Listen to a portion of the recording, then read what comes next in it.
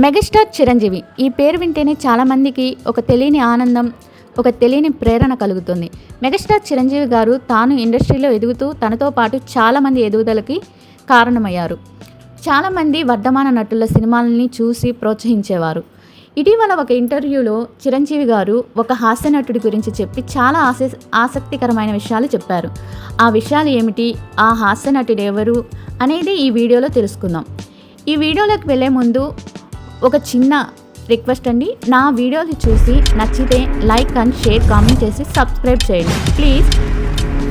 Megastar Chiranjeevi గారు ఇండస్ట్రీలో తాను ఎదుగుతూ చాలామంది ఎదుగుదలకి కారణమయ్యారని ముందుగానే చెప్పాను కదా. ఎంతోమంది వర్ధమాన నటులు వాళ్ళ చిత్రాలని చూస్తూ స్వయంగా ప్రోత్సహించేవారు. చిరంజీవి గారి ఇన్స్పిరేషన్తోనే ఇండస్ట్రీకి వచ్చామని శ్రీకాంత్, రవితేజ ఇలాంటి చాలామంది హీరోలు చెప్తుంటారు. అయితే చిరంజీవి ఒక కమెడియన్ గురించి ఒక ఇంటర్వ్యూలో చెప్పిన సంగతులు చాలా ఆసక్తికరంగా ఉన్నాయి.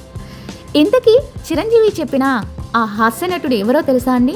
ఇంకెవరో కాదండి, మన టాలీవుడ్ నవ్వుల రారాజు బ్రహ్మానందం గారు సినిమాల్లోకి రాకముందు లెక్చరర్గా పనిచేసేవారు.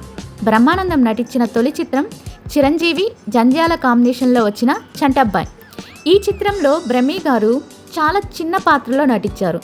జంధ్యాల ద్వారా బ్రహ్మికి ఆ అవకాశం వచ్చింది. అప్పటికి బ్రహ్మి గారి గురించి ఎవ్వరికీ తెలియదు.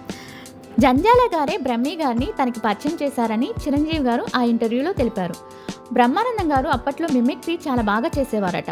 ఇతనిలో మంచి టాలెంట్ ఉంది అని అనిపించింది. నేనంటే బ్రహ్మి గారికి చాలా అభిమానం అని చిరంజీవి గారు తెలిపారు. వీలైనంత వరకు చిరంజీవి గారితోనే ఉండేవారట బ్రహ్మానందం గారు. ఇలాంటి వ్యక్తి ఇండస్ట్రీలో ఉండాలి అని నాకు అనిపించిందని చిరంజీవి గారు తెలిపారు. వైజాగ్లో చంటబ్బాయ్ షూటింగ్ ముగిశాక తర్వాత బ్రహ్మానందంని నాతో పాటు చెన్నైకి తీసుకెళ్లాలని చిరంజీవి గారు ఆ ఇంటర్వ్యూలో తెలపడం ఒక విశేషం. బ్రహ్మానందం గారికి మంచి అవకాశాలు వచ్చే వరకు చిరంజీవి గారి ఇంట్లోనే ఉండేలాగా ఏర్పాట్లు చేశారట.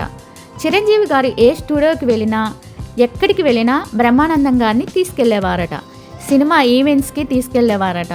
బ్రహ్మి గారి టాలెంట్ గురించి సినిమా పెద్దలకి చెప్పి ప్రోత్సహించినట్లు చిరంజీవి గారు ఆ ఇంటర్వ్యూలో పేర్కొన్నారు.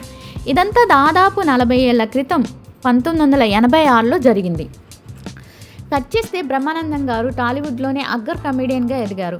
వందలాది చిత్రాల్లో నటించి గిన్నిస్ వరల్డ్ రికార్డ్ కూడా అందుకున్నారు.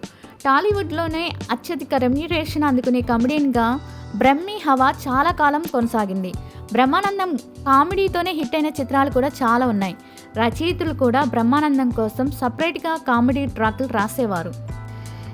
ఇలా బ్రహ్మానందం గారు చిన్న చిన్న క్యారెక్టర్ దగ్గర నుంచి గిన్నిస్ వరల్డ్ రికార్డు వచ్చేంత పెద్ద కమెడియన్గా మారే వరకు వీరిద్దరి స్నేహం అలాగే ఉండింది.